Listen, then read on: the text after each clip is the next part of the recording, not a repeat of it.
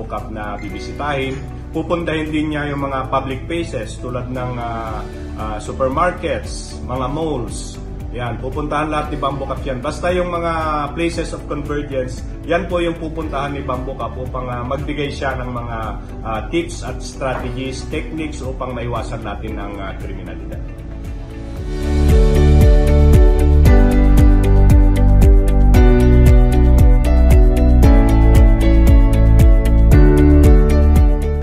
Actually, itong si Bamboo Cup, ito ay hango sa isang movie, yung RoboCop. Ito yung half man, half machine na tumutulong para labanan ang kriminalidad sa isang lugar. So, yun nga, naisip ko yung konsepto na buuin naman itong si Bamboo Cup.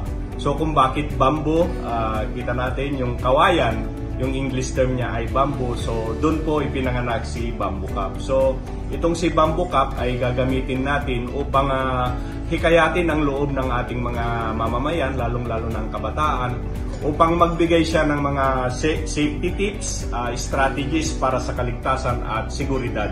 So, yan si Bamboo Cup. Iikot siya sa mga schools upang ipahayag ang ating mga programa sa PNP at yun nga, magbigay ng mga tips at strategies para sa crime prevention.